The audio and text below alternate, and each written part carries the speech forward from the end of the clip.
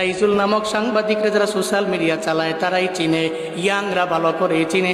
গ্রামের দুরবস্থার কথা মানুষের কাছে জানায়, অথচ স্কুলের বারান্দায় যায় নাই, ভালো করে বলতেও পারে না।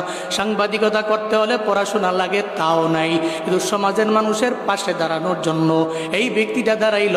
শুধু তাই না, আবার কেন সে সাংবাদিকতার পেশা বেছে নিল, ভিডিও কেন বানায়, তারা জিজ্ঞেস করার পরে বলে, আমার তো স্ত্রী নাই, বহুদিন আগে আমার সাইরা চইলা গেছে।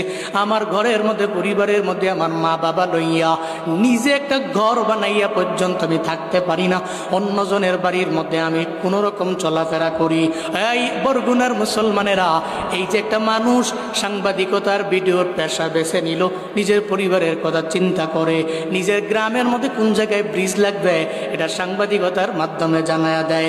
এই জমিনের মধ্যে এমন কিছু অজ্ঞ মূর্খ আছে, এরা সমাজ নিয়ে যেই পরিমাণ চিন্তা করে, এমন চিন্তা যদি আমার দেশের প্রত্যেকটা উপজেলার, প্রত্যেকটা জেলার বড় বড় কর্মকর্তারা জানতো, এবং বড় বড় কর্মকর্তারা যদি এই চিন্তা ফিকিয়ে নিয়ে চলতো, তাহলে আমার উপজেলা, আমার জেলাগুলো আর কাজ থেকে বহির্ভূত হতো না।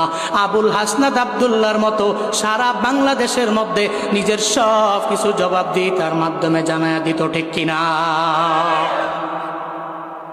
তাহলে আমার সমাজ পরিবর্তন হয়ে যাইতো।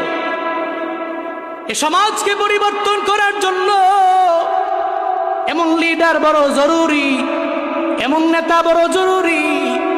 এমন নেতা যদি পাওয়া যায়, তাহলে উপজেলা পরিবর্তন হবে, জেলা পরিবর্তন হবে, দেশ পরিবর্তন হবে।